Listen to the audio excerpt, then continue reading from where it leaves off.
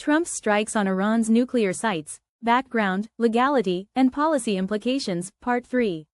Legal ramifications. Secretary Hegseth even argued that Trump fulfilled the 1973 War Powers Resolution by alerting Congress, after the planes were safely out.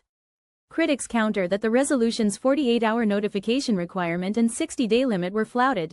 Congress had no prior knowledge of the strikes and was only told after completion.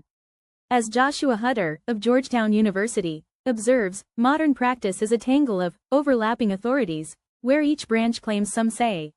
The White House has not cited any new AUMF authorization for use of military force, specifically approving strikes on Iran. The only remaining Iran-related AUMFs, from 2001 and 2002, are broad and were intended for other theaters, terrorism and Iraq. U.S. military lawyers and congressional hawks have hinted at invoking those old authorizations or exigent self-defense, but legal scholars note this as a stretch. In practice, Congress remains in a reactive posture. Within days of the attack, Representatives Massey and Khanna, House, and Senators Kaine and Wicker, Senate, introduced concurrent resolutions under the War Powers Act to compel Trump to halt Iran strikes absent congressional approval.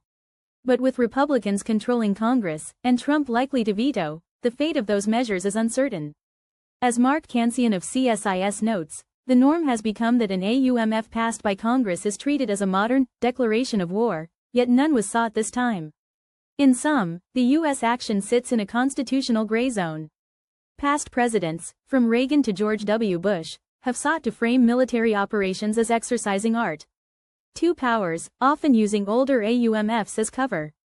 The Trump administration appears to have assumed similar latitude, but legal analysts caution that formal norms, the War Powers Resolution, appropriations control, etc., still require Congress's voice once forces are committed. The fact that top lawmakers of both parties immediately condemned the strike as unconstitutional suggests the limits of presidential war-making remain highly contested. If this breach of norms goes unchecked, it would mark the first time in decades a president began a war of choice without a declaration or explicit new authorization, raising questions about democratic accountability and the proper checks and balances.